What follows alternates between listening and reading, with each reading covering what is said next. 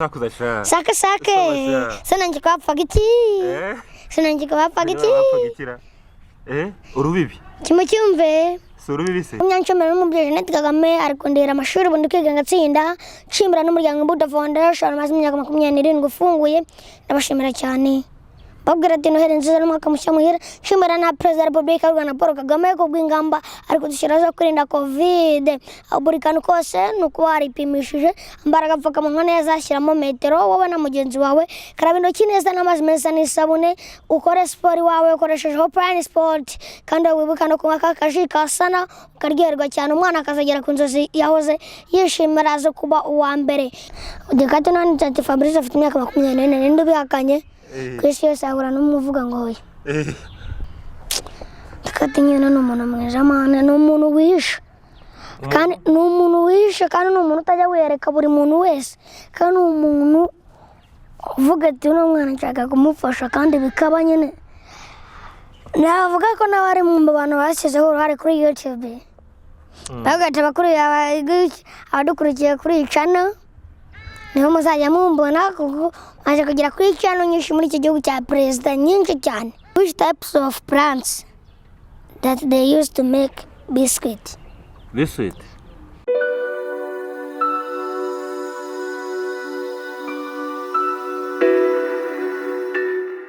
Numungu wanyu peoni Kasuwezi ngini Legacy TV nchini kwa subscribe mu ntara amajyaruguru amajyepfo y'Iburengerazuba umujyi wa Kigali abari muri diaspora Amerika Oceania Asia ibindi bihugu bya Afrika mwese ndabashimira cyane Imana ikomeze bandebere icyoroshye mwibuka no gukora akantu ka subscribe uyu munsi ndi kumwe n'umuhungu wama yakiri muto ku myaka y'10 n'ingahe Fabri amakuru yawe amakuru ni meza urakomeye ndakomenda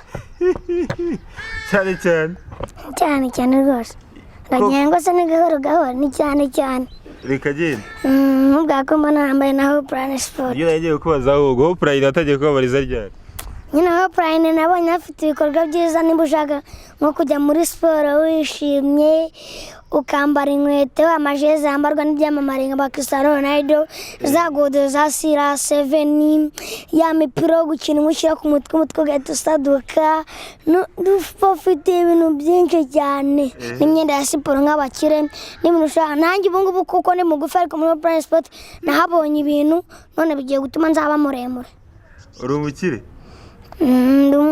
ntabwo mbere n'imana umukire ariko uri mugufi ese bagukubise ifungo ryinshi ifungo se riri ubu yamapaka mikambi iyo application wala yokubye kane ibusiness nanjye bwanyaksinanye imana nk'igisare sari wala yokubye kane yo Fabo iyo ndirimbo zigira yose ngiye bayita ni Fabrice oya iyo ndirimbo zinyiranye ninde no cap oya nyine indirimbo wayihimbye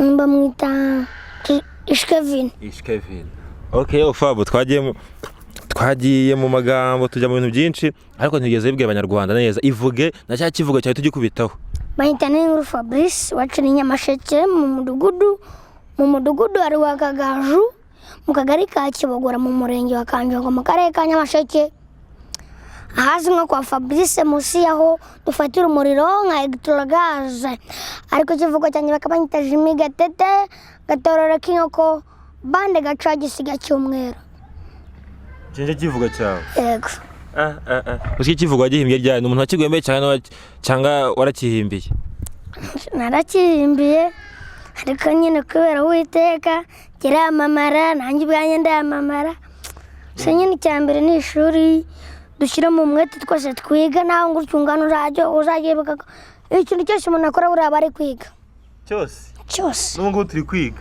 nyine se turi kwiga ase Fabri ubwamare bwawe bukesha iki ubwamare bwawe bukesha iki bukesha Imana ubwamare bwawe si bwaje ute bwaturutse ku kibundi bwaje neza bwaje bwizanye ntago ninjye wabutumije nk'ikintu wibuka wakoze kugira ikintu wakoze kigita gituma no wabamara ukavuga uti ndabamaye nahimbye ndimbo bita ndavuga wa musaza yinyibutse numve ndavuga wa musaza simvuga cya gisaza ndavuga wa musaza unutangira mituweli amatara ku mihanda kohereza abanyarwanda kohereza inyamiturage kagenda zigera kuri bose abakecuru n'abasaza kandi we musaza ariwe Paul Kagame.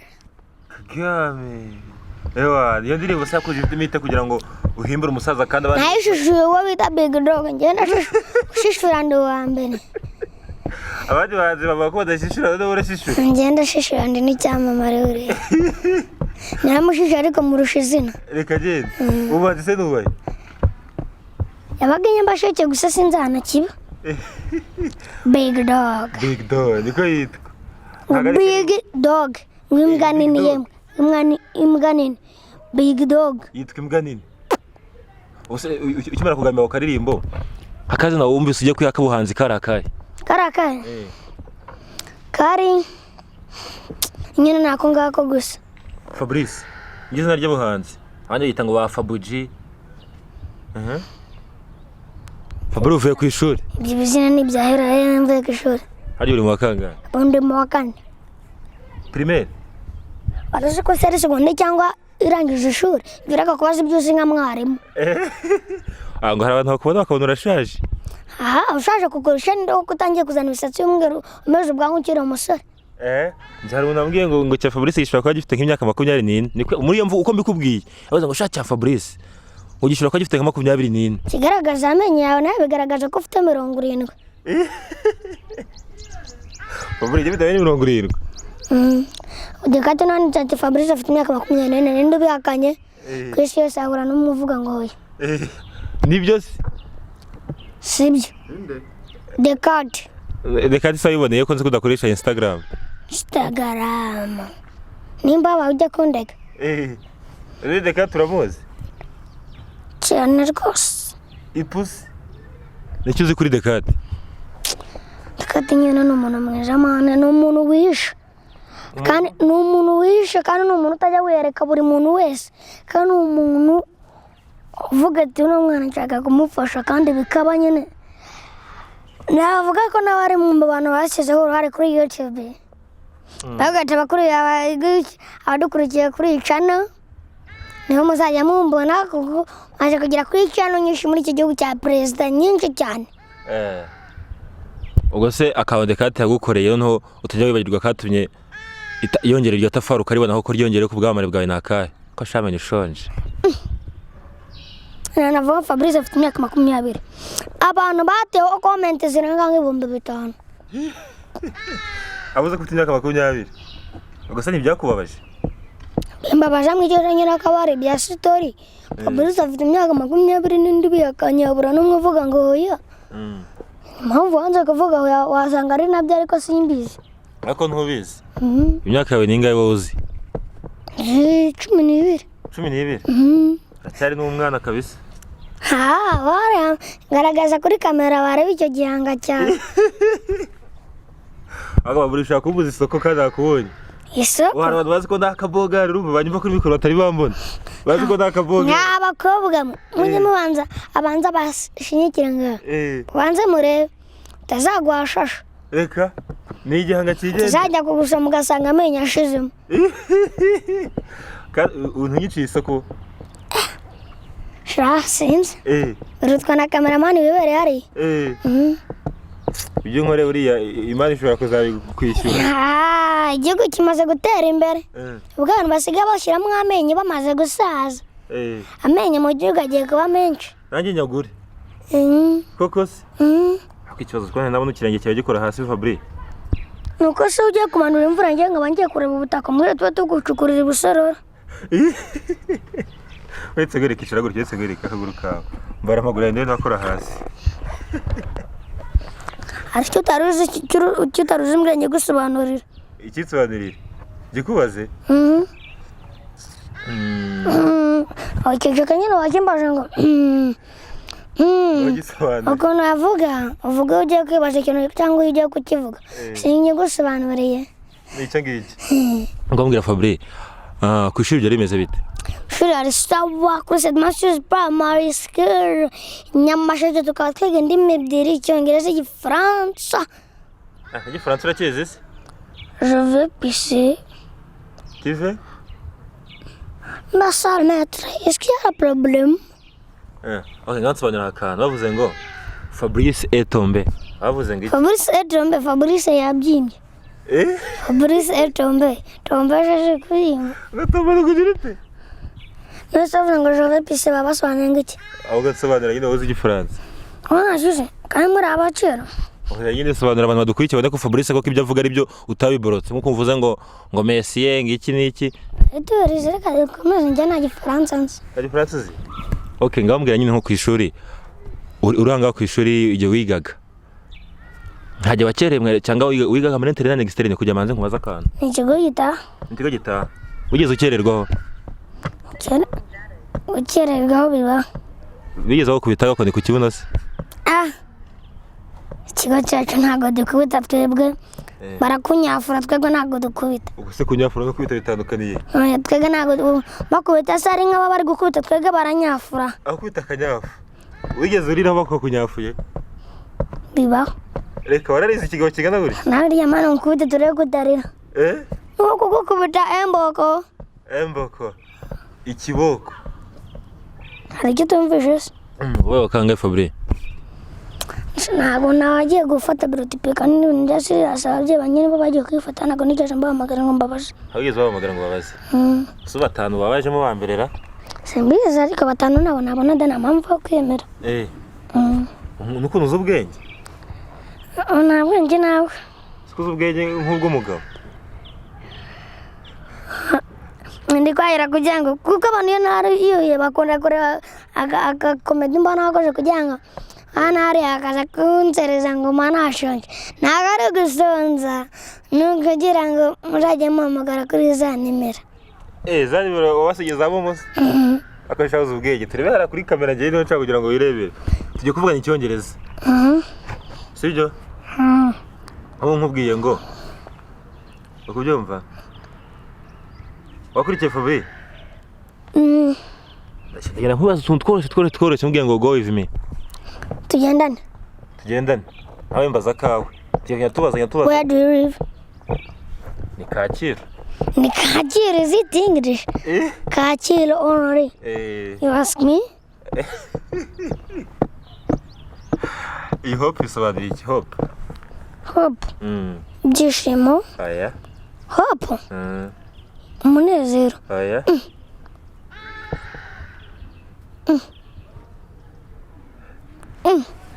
Oya bauretse. Hope. Ibyo bizandikira. Ndakeka hope. Kirangantego se. Kwizera wo muri Rayon Sports se shaho. Nguki? Ari ngukopeje ariko nta nubwo wumvise. Icyizere. Niyo mpamvu naribuze ngo kwizera Olivier nyine kugira ngo ukopeze. Usiranga pererwa ariko Igihe naribuze kwizera urahita ubyibuka. Ngaho nawe mbaza. What is the meaning of Adidas? Adidas ni izina ry'ikigo. Nkuko nakubwira Fabrice urugero. What is your favorite food? My favorite food is cassava. You're poor. Why? Because how do you like it? Cassava. Now, which types of germination that does not support burning? Germination?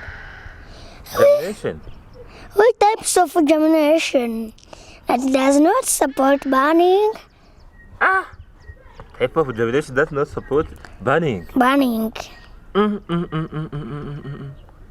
Now, which types of germination that supports burning? There are two questions. I haven't answered. We have oxygen and carbon dioxide. Oxygen and carbon dioxide. Wasoma by the way. Carbon dioxide oxygen does not support burning, while carbon dioxide supports burning. Do you know the process? Which types of food? No, let me ask you. Do you know the process of oxygen for supporting burning? Yes. How it works? It works like here when there is a fire and they bring rare gases. Yeah. That one that they use when they are wavering the burning. Burning. Mm, And another my question, what is germination? germination. There is germination in plant. Do you know it? Yes, I'm asking that one. What is germination plants? In plant. Germination. How can I say this? How can I say it? Germination is the beginning of planting growth. Is it okay? Germination is the growing of seeds into seedlings. Now, what is photosynthesis? Do you know photosynthesis? Do you know the formula of photosynthesis? Photosynthesis The formula of photosynthesis. is the process by which green make their own food. By making oxygen. Do Oxygen. you know the formula of photosynthesis? Let me tell you, when the oxygen is not, do you think that which processing of food, carbon Making. dioxide, make carbon dioxide? A process? No, there's a process of making. Now we'll give you three properties of air. Free of air. Yes, properties of air. Air doesn't have color. You know, That is, that's the first one. Air is untouchable. The second one. The third one doesn't have smell. for you are telling me use No. you are telling me pontents. No. For my Properties. properties No of smell. it. No, air has Do you know the weight. meaning of smell? Oh, air has weight, air occupies space, air can be weight. Now, which types of avocado? No, Konda kuboroka. Konda kuboroka baboroka utazi. Properties just Let's continue. Which types of food? Which types of food? Which types of plants that they use to make biscuit? Biscuit. There is sweet potatoes. Yes. Now, which types of food? Which types of germination? Which types of air? Let's go to mammals. Give three characteristics of mammals. Mammals. They Ibinyamabere. have breast. They make milk by feeding the child. They produce young ones. Okay. Mammals have mammal glands. Amabede. Breast. That's what Mammals produce young ones. Babyara abana. Mammals. So insect produce the youngs. No. Yeah. How can the insect is we have invertebrates and the vertebrates. We have fit mugongoni without fit. Yeah. Now insect is in which does not have backbone. How can a thing that does not have a backbone, how can it produce the young ones? Okay, let me ask you. Is not flies have a young one? No. So where another flies comes from? The God how can do you know that the God have created the one flowers? No, let me. Do you know the characteristics of animals? Animals. Yeah. Yes. Tell Some me. animals live in forest while others live in river at home, while others live in water. Some animals eat grass, others does not eat rice. No, grass. Some animals drink water. No, not all. Which animals that does not drink water? Does not drink water. I can tell you like. Let me tell you someone. Does mosquito drink water? Does mosquito drink water? When the mosquito is going to injure you, that one that is injure you, how do we call it? Blood. What? Blood. Now, do a person to do have a blood, it pass in water. There is a plasma in blood. Keep asking me. Even you ask me. You ask me. Eh? You ask which types of weather. Weather. Yes, which types of weather that people use in winnowing. In? Winnowing. Winnowing. Yes. Which types of air that a farmer use in winnowing. Winnowing Winnowing is what? Winnowing is kugosora. Kugosora. Type of air? No, types of weather Weather? that people Tell me. I don't know. yes wind. A wind? No, arema kanya gusobanura nimba umuntu ari kugosora wa moya gusa se noneho tubita ngo iki si wind se. Fabrice rero nawe ikibazo cyawe uzi ikibazo nakubonyemo uraboroka cyane sibyo uraboroka waragiye ushaka gusobanura wavuzeho nyine niyorera nyine wanza gusobanura nyine nkwigisha ubimenye neza sibyo ntabyo nyine asohotse kwigisha shahuku na Kigali ni heza nahuye na kameramani ni danje hariya afite ijisho kuri kamera ameze Fabrice baza kubwira ko Nyarwanda kazi nabonye ba kameramani nabonye ari benshi ni nko kubona Bobo kuri kamera we kaka we Fabrice baza kubwira akantu kugira ukamenya ntabwo najya dutakamo sohotse nko kubwira ko Kigali ni heza ni nkuko nawe utangiye kumera ubwanwa ugiye no kumera umusatsi w'umweru utarakura uyu ni w'abakire winyereka amenyo yawe mana ujye uvuga ureba hiriya winyereka amenyo yawe Natagiye kunsereza muri uri ikigo ezo tutagiye kunsereza kuko imbere ya kamera abantu bifuza kundeba koko ahubwo nimuzanye mureba uyu muranye mureba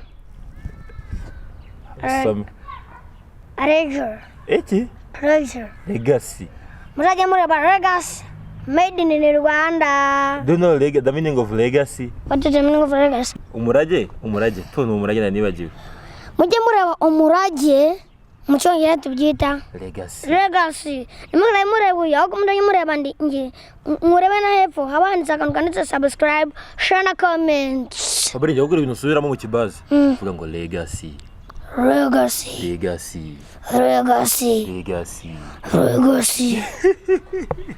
Ngusakuzanye Fabri saku sama sokura ryo haboze umunake sha aho nsakuza sha sake sana njye kwapfa giti sana njye kwapfa giti urubibi kimucyumve so urubibi se kabisi ko mu rubibi sake Fabri sama ndi mu rutoki basirike baramfata amashakoro komeza ambaza sake kidi mugegeke ngiki cyo kibwatsi sake aya you ask me sake sama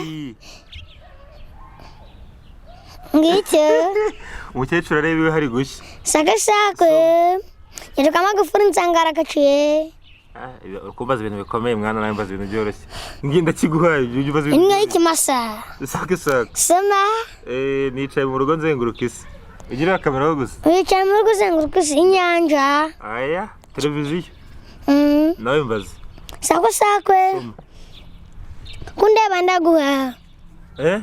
ndaguha iki kundeba ndaguha umwana uri kurya irindazi kimucyumve inyanja y'inzu sake ko twagendanye bambwiye iki uriya se si ibitugura kimucyumve ngicyo igicucu cyawe sake soma amazi ni gato ariko nkurusha gucunga urugo akanyarira jisho kimucyumve ngicyo ingufuri sake soma ngako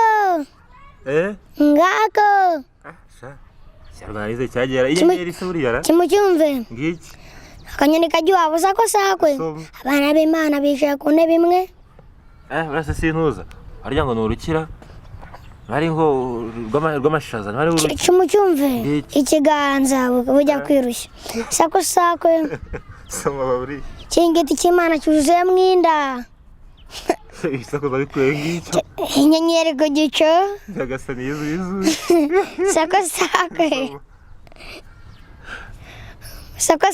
soma biteganya bitazahura amabere kimucyumve ngiki amarembo y'ijuru cyangwa ibitenge by'amarembo nose amabere yo ko ateganya ngo bitazahura yo nago umugore agiye afata akayahuza ariko se ibitenge by'amarembo kubishinga muri iki kindi kirano byahora binyuze kuri umwana amabere y'umugore wabonye ute Diorera wose si afite sako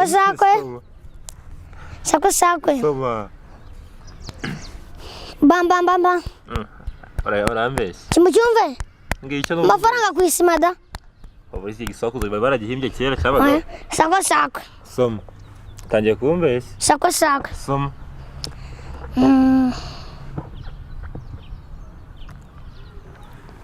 mugongo mugari mekera abana iki mugongo mugari mekera abana u Rwanda kimucyumve ngiki uburiri Fabri tugarukira utansakuza gasanga nivuye amadore hana gisakuzo cyane cyo icyanyuma ahubwo nansaka icyanyuma kanyi gusakuza tuva ku bisakuzo takubaza ngo ikira yayisaka mpagaze mu mpinga agera gute se Nyari Burundi aya mpenera bepfo imvura ababagazi mwana si mubagazi mpagaze mu mpinga mpenera bepfo nimba ndi kwinga abari kubagara yaheneye nuko nyine saka icyanyuma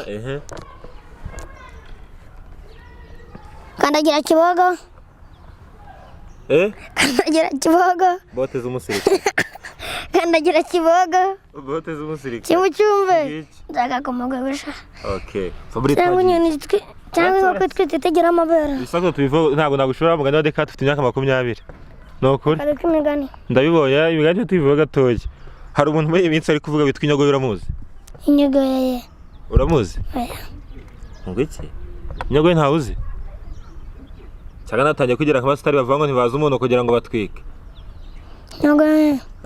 Inyogoye bivuga ngo buri muntu afite inyogoye yogamo perezida dore mini ibyaye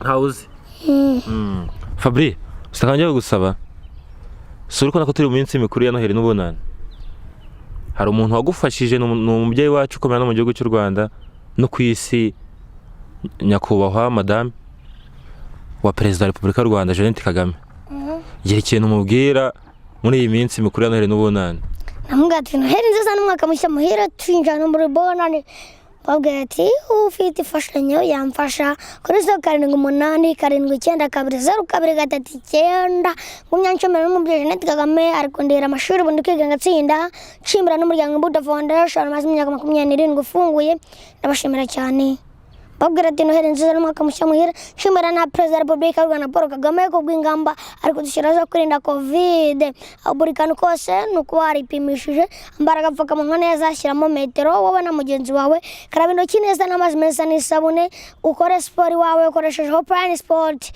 kandi wibuka no kunywa kakaji kasana ukaryoherwa cyane umwana akazagera ku nzozi yahoze yishimira zo kuba uwa mbere Ciao turye ariko nagose nagenda uko mari kwanyuriza mwakanu ati kakanyobwa kasana na Hopeline Sport kabagejejeho kuri Hopeline Sport afite imyenda yo kwambara Godieza CR7 bimwe byambara ryajyanye nka Cristiano Ronaldo Messi nimero 10 no ku mugongo murabona ko nambaye nimero 7 nkuko ari Cristiano Ronaldo mubwati ni Hopeline Sport na sana kangukinyobwa abana bato ku mafaranga make cyane ku buciri bya 200 umwana akazajya kunzoje kuba uwa mbere igihugu kigahumya gutera imbere babwati turacyane kuri Register Ragasi mukore subscribe shana comment mu gihe mutambonye hano no kuri Yenda Online TV naho niho mushobora kugera mugakanda subscribe shana comment shauze kwamamaza iyi ni Legacy TV uniform